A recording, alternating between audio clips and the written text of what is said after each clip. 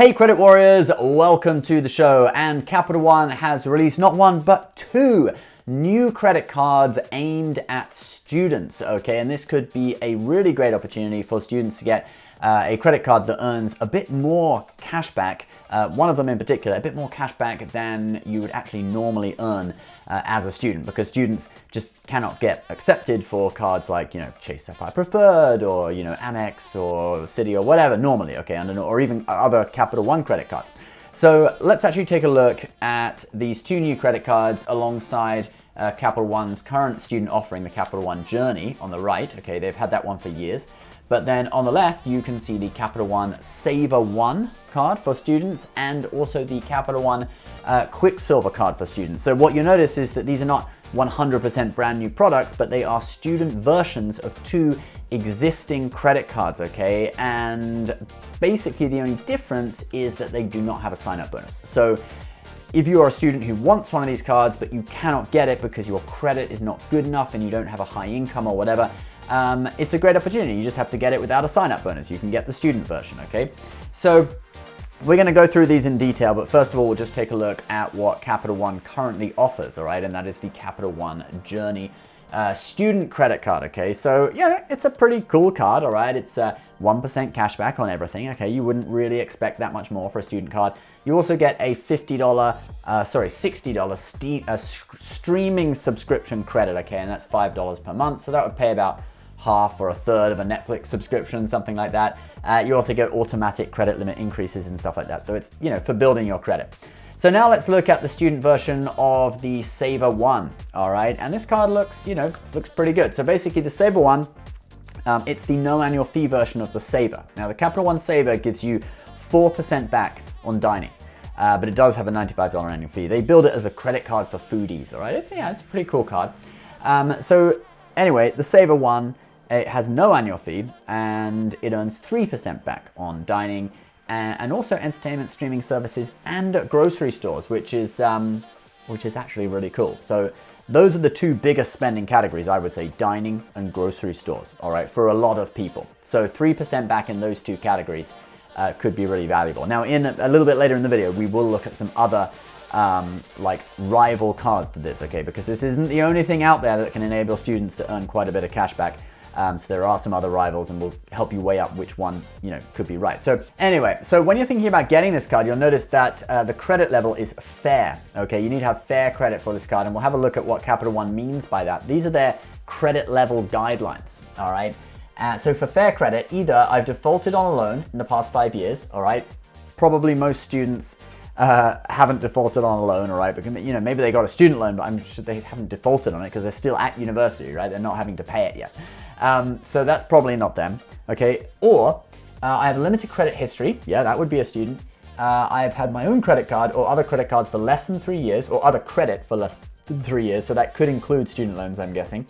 Or I've been an authorized user on someone else's credit card, okay? So that's really likely. So this card should be easy to get if you've just had a little bit of interaction with the credit world as a student, okay? And being an authorized user on a parent's credit card should be enough to get you this card, all right? Capital One, if you don't know, their cards are normally really easy to get. Other cards like the Capital One Platinum, which is a credit builder card, I mean, you can get that card with no credit history whatsoever, all right? So obviously, if you input your information that you're a student, you have a low income, that's why they have these separate categories for students, because the Capital One Platinum, if you have a very low income and you have no job because you're a student, you might not get approved for that. So now you have these separate student cards. I want to show you the other one as well, though, the Capital One Quicksilver, because this is the other student version of a popular credit card that they've just released. So the Capital One Quicksilver, and this basically earns 1% cash back on everything, all right? And again, exclusively for students, you can see there, four-year university or college degree, higher education, etc. So you'd have to have a student email probably to apply for this, all right, to prove you're a student. But out of the two, I would definitely say the Capital One Savor makes most sense, all right? Because, I mean, there's a lot of cards that do 1.5% back on everything, all right? If you're a simple man and you just want 1.5% back, go ahead, go and get it. But personally, I would say out of these two, the Savor looks better.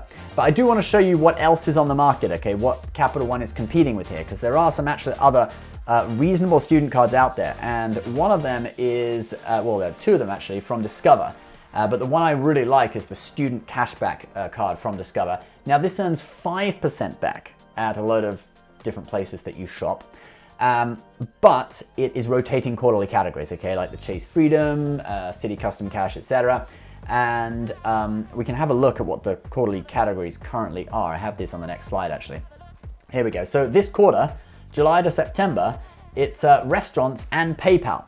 So the funny thing is, just as Capital One releases their card with 3% back on restaurants, actually on the Discover It student right now in this quarter, you can already get 5% back on restaurants in that same quarter, okay? Now, obviously, it's not an exact comparison because it's limited just to this quarter. It's also limited to $1,500 in spending in the quarter, okay? Although I don't think most students are gonna spend more than that, but there are limitations on it, okay? So you're looking at 3% unlimited cashback on either grocery or restaurants, or you've got 5% cashback limited to $1,500 in spending just for this quarter at restaurants with that Discover card. And then next quarter it goes to Amazon.com, Walmart.com, Target.com. Maybe that wouldn't be such a good category for a student, not totally sure. Let's just have a look at some other competition as well. From Chase, you've got the new Chase Freedom student. Now this card does have a little sign-up bonus. You can see there, $50 back when you make your first purchase in the first 3 months, okay? It's a very small sign-up bonus, but hey, for a student, I mean, that's cool, right? We take whatever you can get. But then this card just earns 1% back on everything else, okay? So it's really, in terms of rewards, it's not that great a card, although it is a good standing reward as well. You get $20 a year as long as you keep your account current. In terms of rewards, it's really nothing compared to the Discover It student or the Capital One Savor student. However, it is a good opportunity to get into the Chase ecosystem. You could, it just helps you build a relationship with Chase, which can open up good things in the future because Chase does provide some of the best credit cards, like the Chase Sapphire Preferred, which currently has a 100,000 point sign-up bonus, okay? Amazing credit card. Click below to learn more about it. But, if you'd had the Chase Freedom student for a while, once you graduate, you might be able to, go and apply for the Chase Sapphire Preferred, which without having to spend a lot of time to build up a relationship with Chase, all right? But yeah, otherwise, guys, I mean, I think personally, the Capital One Savor student, I think is a great product.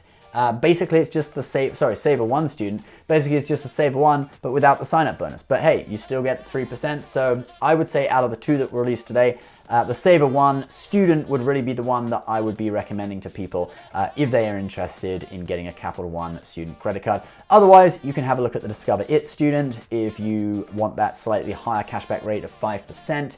But just be aware it changes each quarter, so you're not always going to get restaurants. You might have the odd quarter where you can't actually really spend very much in the categories because it doesn't fit your spending. So take, my advice, go and look at the options out there and you can make your own decision based on your personal spending habits. Or maybe you just want to build a relationship with Chase. In that case, I would go for the Freedom Student. All right, guys, thank you so much for watching. Please subscribe if you're new, leave your comments below, and we'll see you next time. Bye-bye.